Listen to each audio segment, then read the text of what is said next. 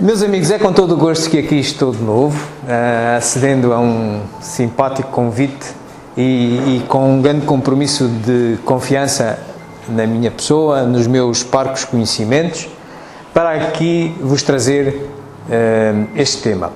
Este tema, para aqueles que têm vindo a estudar a doutrina espírita, devem estar-vos a soar a Livro dos Espíritos, não é verdade? Terceira parte do Livro dos Espíritos, não é? O Livro dos Espíritos tem 4 partes. A terceira diz lá, leis morais.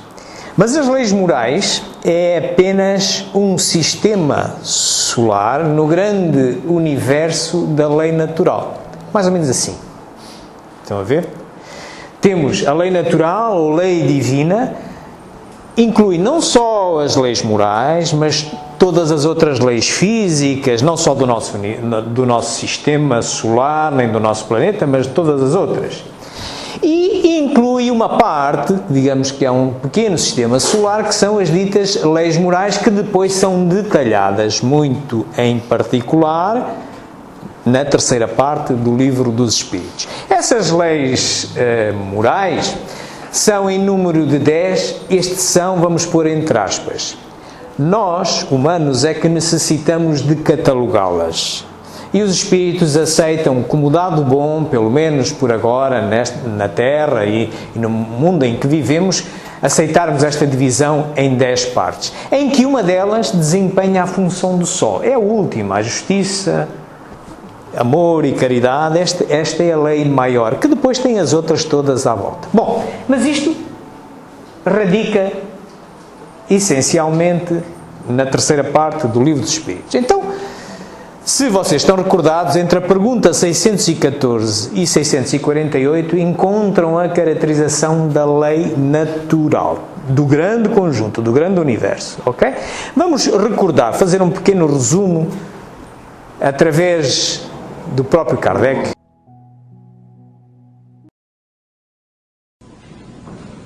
Os espíritos evoluídos nos ensinam que o ser humano que se liberta da matéria, por não priorizar as futilidades mundanas e por cultivar o amor ao próximo, aproxima-se da natureza espiritual. A moral dos espíritos superiores se resume como a do Cristo nesta máxima evangélica: fazer aos outros o que queríamos que os outros nos fizessem. Isto é, fazer o bem e não o mal. Neste princípio encontramos uma regra universal de proceder, mesmo para as nossas menores ações. Cada um de nós deve tornar-se útil, segundo as faculdades e os meios que Deus nos colocou nas mãos para nos provar. Eles nos ensinam também que não há faltas ou erros irreparáveis. O ser humano encontra o meio necessário nas diferentes existências para avançar segundo o seu desejo e os seus esforços em direção à perfeição, que é o seu objetivo. Tal como vimos naquela prece inicial que a Maria João endereçou dos anjos, perdão, desculpa, já te estou a rebatizar, ainda estamos só nesta encarnação, se calhar já estava a pensar noutra, na seguinte, ok. Não, ainda nesta, vamos continuar nesta, pronto. Então ela endereçou aqui um trecho muito interessante, que dizia que era a porta. Ora bem, a porta do nosso progresso moral é o respeito da lei natural e em particular das leis morais. Vimos aqui a antecâmara, ok? Neste pequeno resumo feito por Kardec. Vamos agora então mergulhar um pouco mais e vamos endereçar estes assuntos, as características, a sua origem, o bem e o mal e a sua divisão. Vamos começar pelas características. Que se deve entender por lei natural. A lei natural é a lei de Deus. É a única verdadeira para a felicidade do homem. Indica-lhe o que deve fazer ou não fazer, e ele só é infeliz porque dela se afasta. A lei de Deus é eterna? É eterna e imutável como o próprio Deus. É possível que Deus haja prescrito aos homens, em certa época, aquilo que lhes proibiria em outra época? Deus não se engana. Os homens é que são obrigados a modificar suas leis, por serem imperfeitas. Mas as leis de Deus são perfeitas. A harmonia que rege o universo material e o universo moral se baseia em leis estabelecidas por Deus desde toda a eternidade. Ora bem, meus amigos, não é por acaso que eu pus isto em itálico, estes duas características, e até mudei a cor àquela. O que nós ouvimos foram exatamente as respostas a algumas das perguntas que estão logo no início desta terceira parte do Livro dos Espíritos. E lá diz que a lei natural é eterna como o seu Criador. Será? O que é que significa eterno? Eterno é não tem princípio, nem tem fim. Só há um ente que não tem princípio e fim, não é? É o Deus. Então, a sua própria lei é criada por Ele. Então não pode ser eterno. Mas não está nada mal, atenção, nem os espíritos se enganaram. O problema aqui é a nossa linguagem.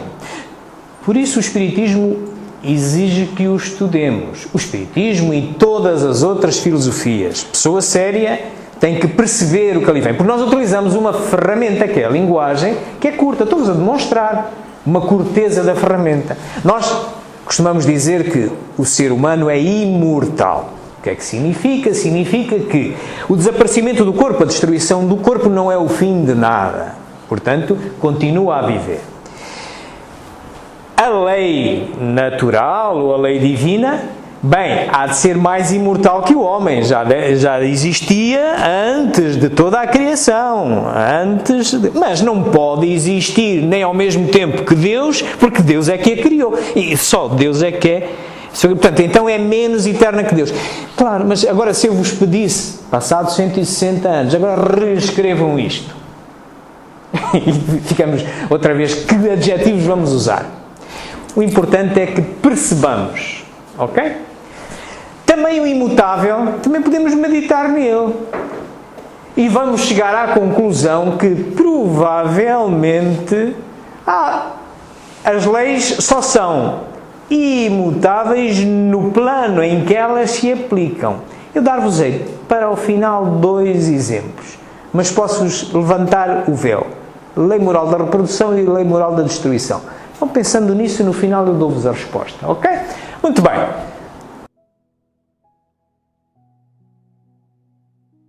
Qual a abrangência das leis divinas? Referem-se a alguma outra coisa além da conduta moral? Todas as leis da natureza são leis divinas, visto que Deus é o autor de todas as coisas. O sábio estuda as leis da matéria. O homem de bem estuda e pratica as leis da alma. Portanto, estamos a ver que as leis da física, da química, da biologia, enfim, são também divinas. Foram criadas por Deus. Nós vamos descobrindo, bem assim como as leis morais. Para a descoberta das leis físicas, utiliza-se a ferramenta da ciência nas suas nos vários ramos que se vão conhecendo e se vão desenvolvendo. Para o estudo das leis morais, utiliza-se a filosofia, um ramo muito em particular da filosofia, que se chama ética ou filosofia moral. E já vamos ver que moral e ética são coisas também distintas e que importa a um espírita saber fazer a diferenciação. Muito bem, então vamos continuar e vamos falar da origem e conhecimento. Na realidade, a origem e conhecimento da lei natural, entre as quais a lei moral. Todos vimos impregnados com ela. É como quem nos criou, o Criador, programa-nos com isso. Nós sentimos todos dentro de nós, quando estamos em dúvida, então se devemos fazer, devemos por este caminho ou por aquele, temos lá, parece que há uma vozinha que nos vai dizendo, e nós morde-nos, às vezes diz, é a consciência que nos está a morder, enfim. Portanto, todos vimos impregnados com isso. Vem na consciência, vem na nossa consciência, vem naquilo que nos acompanha sempre. A consciência há de estar no espírito, aquilo que não é destruído, mas em particular na alma. Poderemos falar melhor disso mais adiante. E claro, ela vem sendo apurada ao longo de uma série de reencarnações. Quando a Maria dos Anjos se chamar Maria João, ainda vai apurar mais ali na próxima encarnação. João, eu não vou chamar Maria João. Não, pronto. Maria dos Anjos e daqui só não precisa. Só vais para cima. José, Jesus e tal. Maria de Deus. Maria de Deus. Para o final posso-vos também fazer um jogo com uma prece em que se fala disto. Bom, mas adiante. Seguindo, para o conhecimento da lei, embora nós venhamos programados com ela e sentimos que vimos de alguma forma programados, muitas vezes nos é difícil vislumbrar o que é certo ou errado. Não é por acaso que muitas vezes chegamos ao pé de um amigo, olha, eu estou com este problema, ajuda-me lá.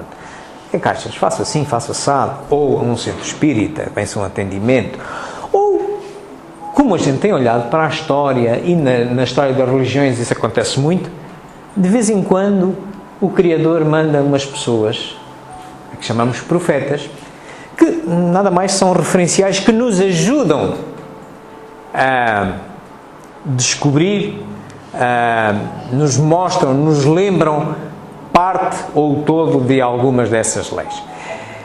Todas as religiões utilizam este tipo de mensageiro, este tipo de professor, este tipo de apoio. Nós no Espiritismo, e convém lembrar que neste livro em particular tem esta definição de Espiritismo, convém lembrar que o Espiritismo não é uma religião, é uma ciência e uma doutrina filosófica, e como ciência estuda as leis que regulam as comunicações entre nós e os espíritos, e como filosofia compreende as consequências morais de comportamento, e já vamos ver outra vez esta questão, que dimanam dessas relações. De outra forma, dita de outra forma mais abreviada, é uma filosofia de base científica e consequências ético-morais. E não é por acaso que é ético-morais, ok?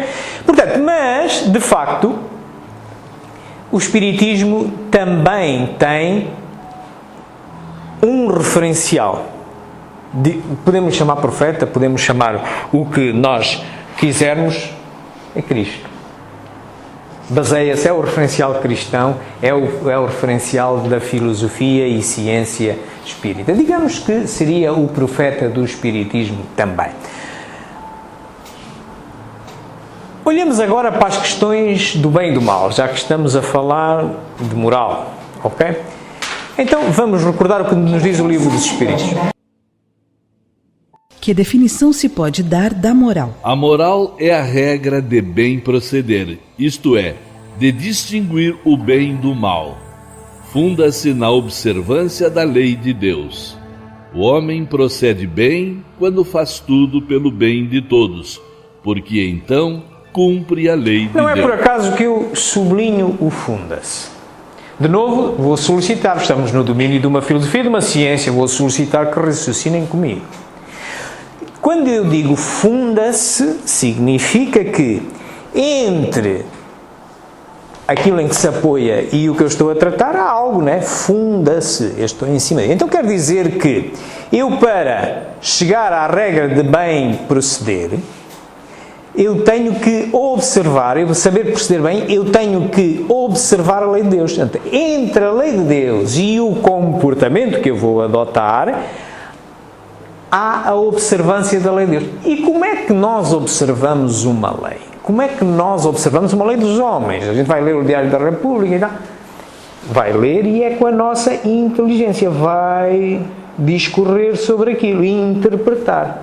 Muito bem, aqui também se passa a mesma coisa, ok? Portanto, A moral não é porque toda a gente faz que é bem proceder. O bem e o mal não estão relacionados com a prática social. A moral, sim, a moral é que a gente diz há comportamentos morais e imorais porque tem a ver numa determinada sociedade é aceito ou não. Mas não é isto que se procura na doutrina espírita. Na doutrina espírita procura-se a fé raciocinada. Há que justificar claramente porque é que algo é bem ou mal e não serve, todos fazem que é bem.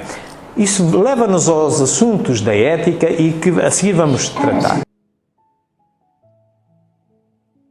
Como se pode distinguir o bem do mal? O bem é tudo que é conforme à lei de Deus, e o mal é tudo que dela se afasta. Assim, fazer o bem é proceder de acordo com a lei de Deus. Fazer o mal é infringir essa lei. O homem tem meios de distinguir por si mesmo o que é bem do que é mal? Sim, quando crê em Deus e o quer saber. Deus lhe deu a inteligência para distinguir um do outro. Muito bem, isto está radicado com o que nós falámos há pouco. Funda-se na observância. Através do quê? Da inteligência. Como é que o homem sabe bem ou mal? É pela sua inteligência. Não é porque todos fazem, ou porque o outro faz, ou porque em determinada sociedade se faz, não. Eu agora vou-vos dar exemplos exatamente dessa questão. Das questões da moral e da ética, que são coisas diferentes. Dou-vos um exemplo corriqueiro, simples, e depois vamos ver um mais complexo. Eu estou a olhar aqui para algumas senhoras que estão neste momento de calças. Em Portugal, hoje, é moral, isto é bem proceder uma senhora utilizar calças. Foi sempre assim? Não.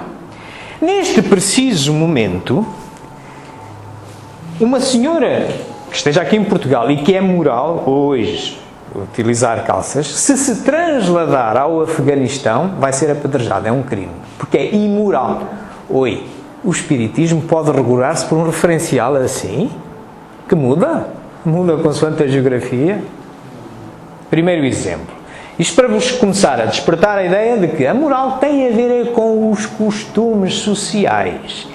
A ética, como ramo da filosofia, essa aponta a justificação do que é bem e o que é mau.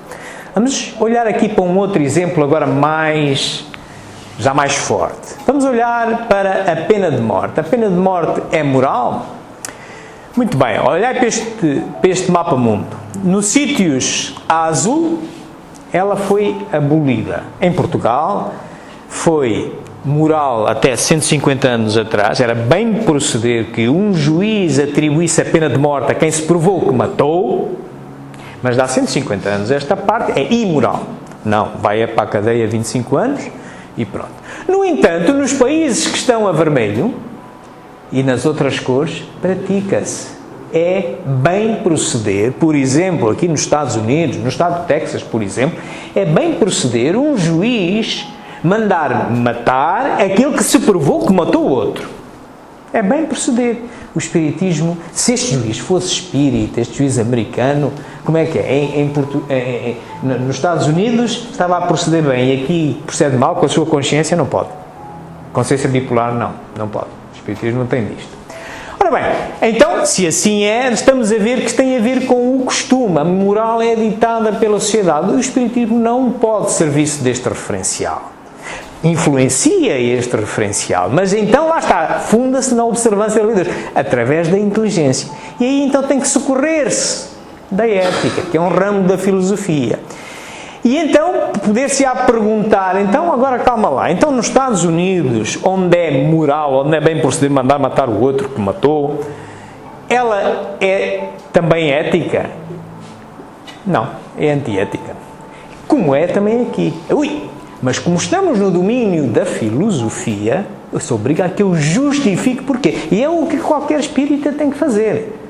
O espírita tem que saber justificar os seus comportamentos. Não é porque lhe digam que é assim ou que é assado. Então podemos ir para um silogismo, por exemplo este. Olha, o homem é imperfeito em todo o mundo, certo? É aqui, é nos Estados Unidos, é onde é moral e é onde é imoral a pena de morte.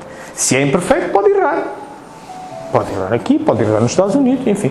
Se pode errar, pode julgar falsamente. Já não é a primeira vez que a gente vê que foi atribuída uma pena e, passado uns tempos, Então se é culpado. Então se assim é, se pode julgar falsamente, não pode aplicar uma pena que não possa ser revertida, certo? Porque se mandar matar o indivíduo e passar 2 ou 3 anos descobriu que é culpado, como é que ele emenda a mão? É antiética em qualquer lado. Ok? Estão a perceber?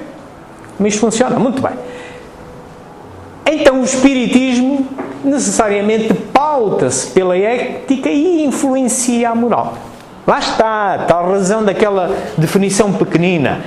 É uma filosofia de base científica e consequências ético-morais. Isto é, através da ética eu justifico como é, porque é que é bem proceder e tento influenciar a sociedade à minha volta, que pratica a moral, e então influencia a moral. Gostava? Julgo que estamos em sintonia? Ok, vocês escolheram uma doutrina que não é simples, não é de como ir à igreja e dizer que o padre diz como é que é e tal. Não, não. Aqui obriga cada um de nós a raciocinar e pensar. Porque realmente o mal é sempre o mal. Mesmo que todos o pratiquem, e o bem continua a ser o mesmo que ninguém o pratique. Todo mundo faz. Não é justificação para o espírito, meus amigos. Não é mesmo, ok? São convidados a pensar. Muito bem. Temos a esta pergunta que, se estando o homem sujeito ao erro, ele pode enganar-se na apreciação do bem e do mal e crer que pratica o bem quando na realidade pratica o mal? Bom, na realidade isto pode acontecer ao homem. Muitas vezes me perguntam, então, mas espera lá, ajude-me lá, como é que não há uma forma mais simples de eu poder perceber perante um episódio qualquer da minha vida, como é que eu devo perceber? Por estar sujeito ao erro, o homem não pode enganar-se na apreciação do bem e do mal e crer que faz o bem quando na realidade faz o mal? Jesus vos disse: vede o que gostaríeis que vos fizessem ou não vos fizessem. Tudo se resume nisso: não vos enganareis. A regra do bem e do mal, que se poderia chamar de reciprocidade ou de solidariedade, não pode ser aplicada à conduta pessoal do homem para consigo mesmo. Achará ele na lei natural a regra dessa conduta e um guia seguro? Quando comeis em excesso, isso vos faz mal. Pois bem, é Deus quem vos dá a medida do que necessitais. Quando ultrapassais essa medida, sois punidos. Dá-se o mesmo em tudo. A lei natural traça para o homem o limite de suas necessidades. Quando ele ultrapassa, é punido pelo sofrimento. Se o homem sempre escutasse essa voz que lhe diz basta, evitaria a maior parte dos males de que acusa a natureza. Muito bem, já ouvimos aqui uma tónicazinha. Não faças aos outros, não queres que façam a ti. Não exageres. Lá está. Eu diria-vos há pouco que, quando às vezes me perguntam, então, mas como é que nós podemos destrinçar isto melhor? Eu costumo utilizar uma pequena metáfora. A metáfora da moeda de euro. Em que, de um lado, uma moeda de euro tem duas caras, como qualquer moeda, não é? Portanto, tem uma cara e uma coroa, digamos assim. Uma das faces é a nossa relação com a sociedade, entre nós. Ok? Impera aquela máxima, não faz aos outros, que ninguém faça a ti. Mas, atenção, nós não lidamos só com seres humanos. Tem os animais e os vegetais, que também são criaturas de Deus. Como relacionar-nos com ele? Deu-nos ali, já o livro dos Espíritos já nos deu a dica, ou é o exagero. Muito bem. Então, nesta face da moeda, a relação com a sociedade humana, ouvimos dizer, e vem já de Jesus, é a regra da reciprocidade que deve imperar de base. Não faças aos outros, não queres que façam a ti. Isto vem na pergunta 632. Mas já repararam, a moeda de euro tem dois metais preciosos. Digamos que este seria a prata, mas o mais valioso é este à volta, que é o de ouro. Pois também não é suficiente não fazer o mal aos outros. É também necessário, e vem na pergunta 642, fazer todo o bem para evitar que o mal ocorra. Dar-vos exemplos a seguir. Isto é muito mais difícil. Por exemplo, um exemplo então. Imaginemos que está um amigo ao vosso lado e que está a atravessar um problema que vocês já atravessaram no passado. Vocês atravessaram aquele problema e tomaram uma determinada decisão. E porque ele é vosso amigo e sabem que ele está nesta dificuldade, vocês têm duas opções. Sabem como é que ele pensa, sabem que ele não quer ir, não quer tomar a opção que vocês tomaram porque vocês experimentaram o fel e viram que não era por ali, mas ele também não quer ouvir isso e vocês pensam, bem, mas não vale a pena eu estragar a nossa amizade se eu lhe vou dizer isto, porque não é o que ele quer ouvir. Erro. Fazer todo o mal, todo o bem para evitar o mal. É preciso, com calma, dizer, meu amigo, desculpa, eu sei que aquilo que eu te vou dizer não é propriamente o que querias ouvir. Contudo, quando eu atravessei o mesmo problema que tu, eu verifiquei que o bem proceder seria desta outra forma. Farás o que entender, só que a minha consciência obriga que, para que eu faça todo o bem para evitar o mal, eu te digo, agora farás o que tu quiseres. Ok? Isto é mais difícil, não é? É mais difícil, porque às vezes a gente diz, pá, vou estragar a minha amizade. Ok? Do outro lado da moeda fica a ligação com o resto, a natureza. Aí impera apenas a regra de evitar o excesso. Isto tem depois a ver implicações, por exemplo, com dietas. Se a gente deve comer carne e vegetais, só vegetais, enfim.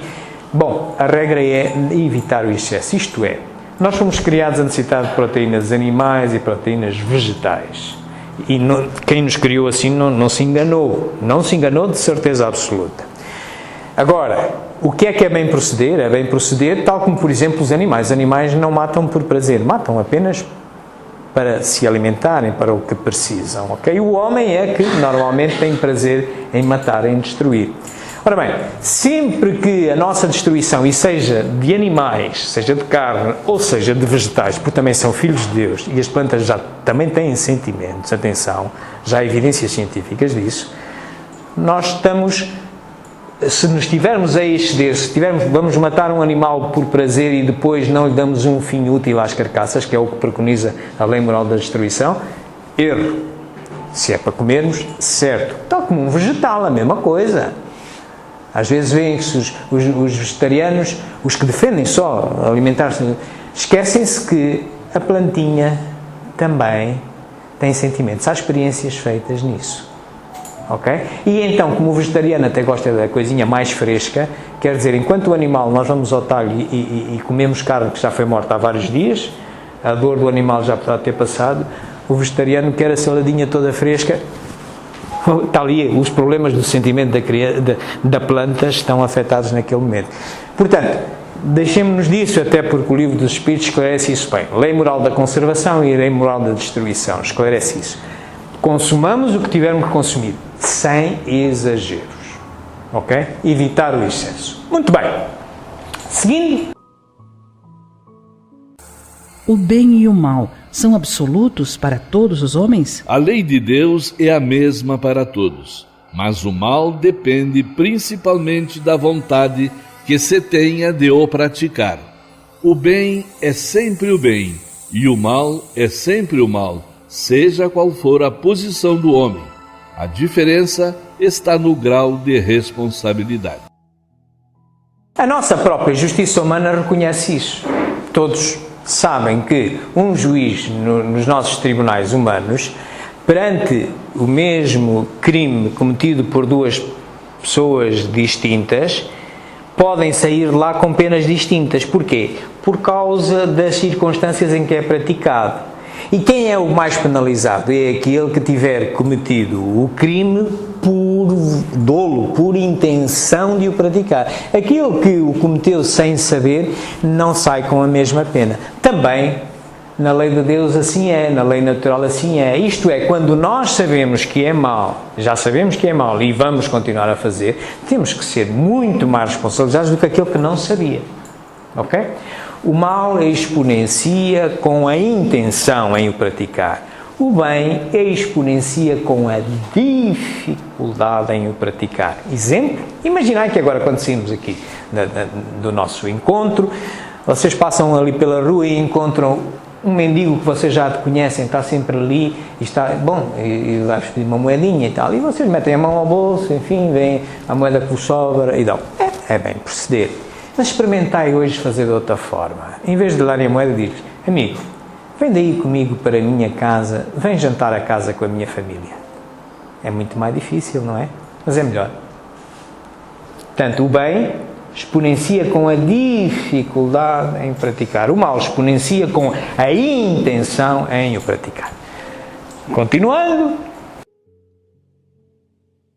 Aquele que não pratica o mal, mas que se aproveita do mal praticado por outrem, é tão culpado quanto este? É como se houvesse praticado.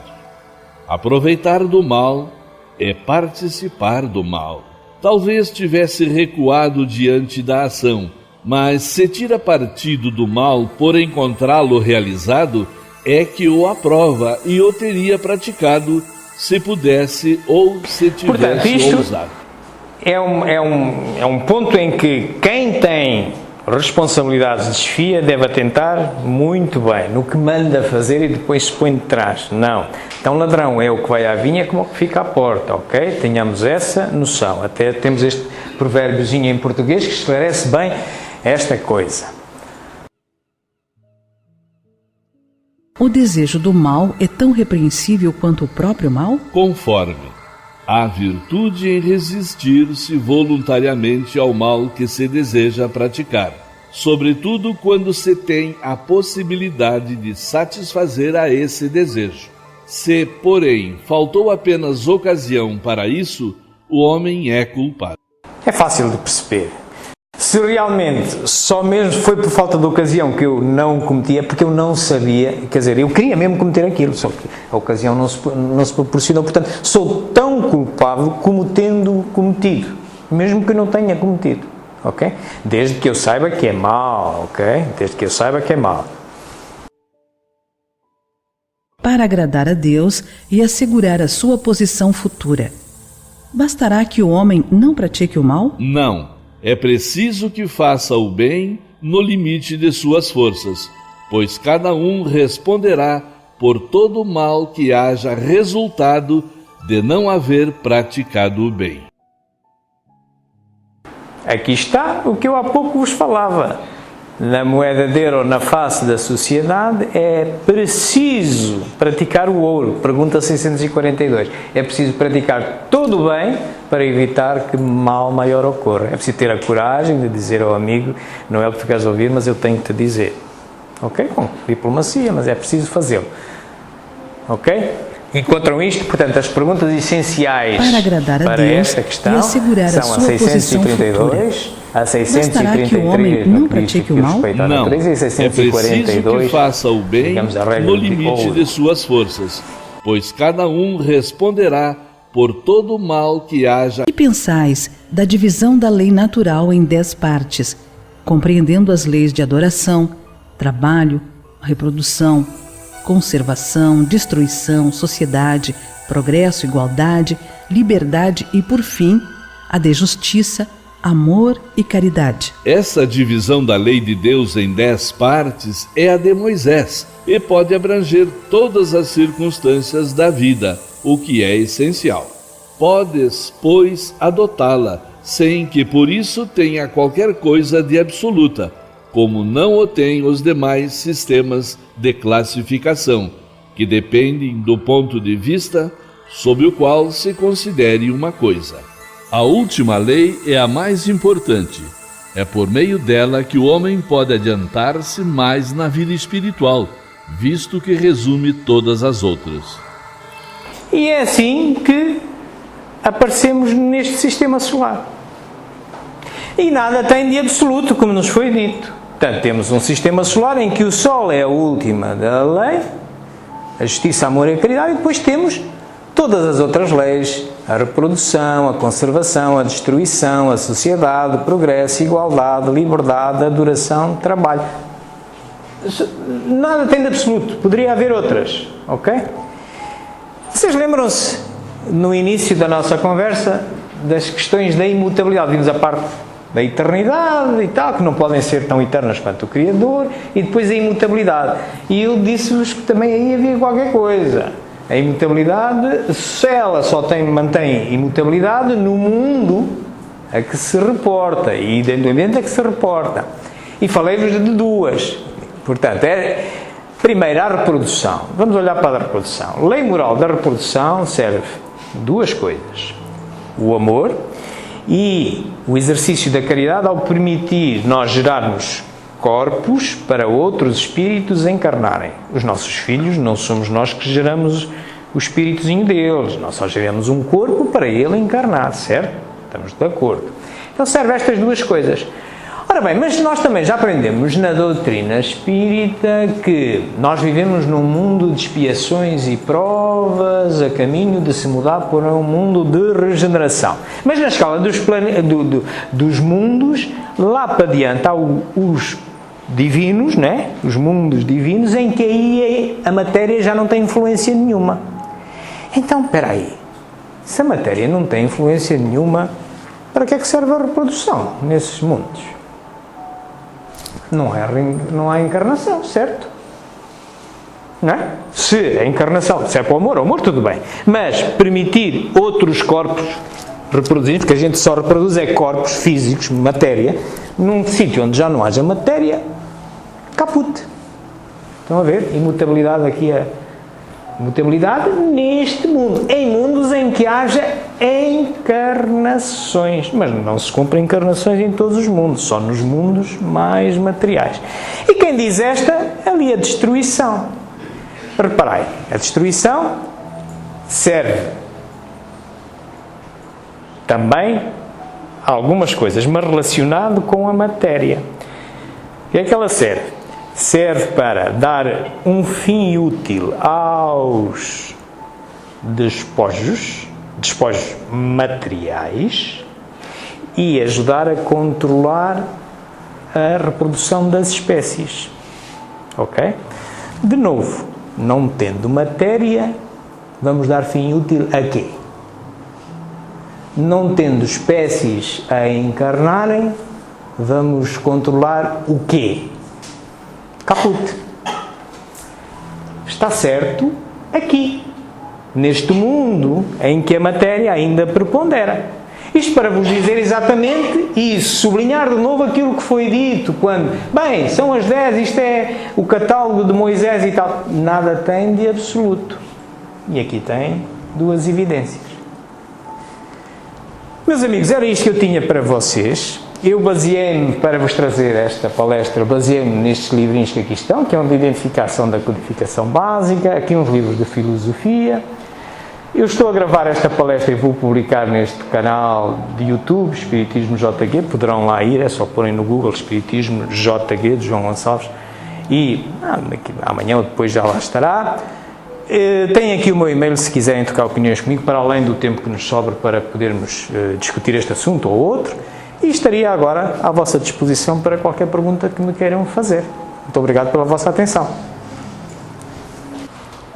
Vamos então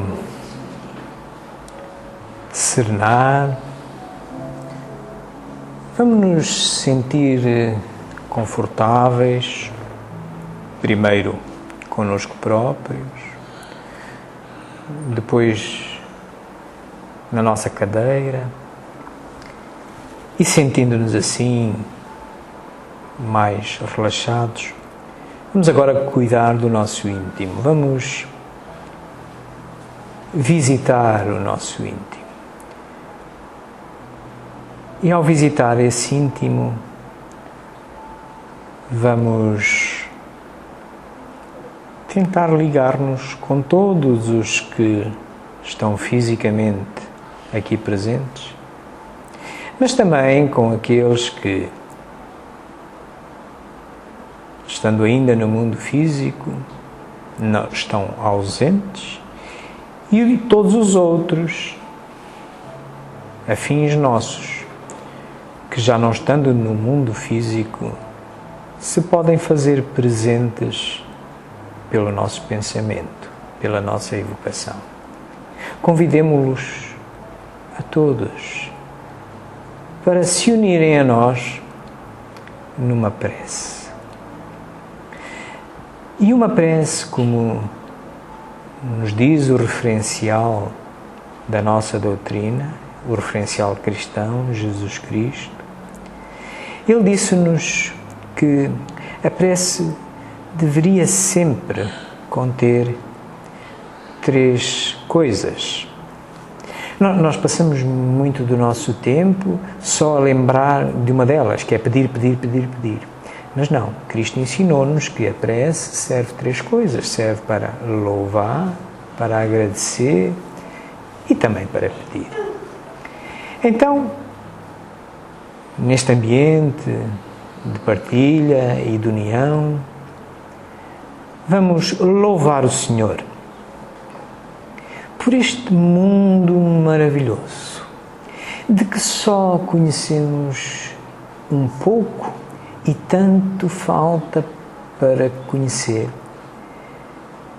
Isto é uma escola de vida como ninguém que nós conheçamos, nenhuma inteligência que nós conheçamos, humana, pode construir. Não é possível. Todos os dias nos damos conta que quanto mais descobrimos, mais nos falta ainda conhecer. E assim se dá o progresso.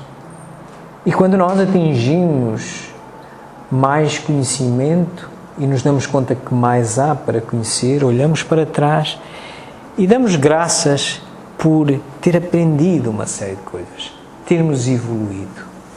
Que obra maravilhosa é esta, que só uma inteligência soberana, perfeita, como a do Criador, a poderia construir.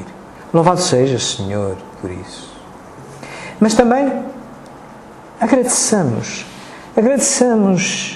a Deus esta oportunidade, neste momento, aqui e agora, neste nosso mundo, de nos termos cruzado com esta doutrina filosófica, científica, que nos traz tantas e tantas orientações de ética e moral, que nos ajudam a encurtar esse longo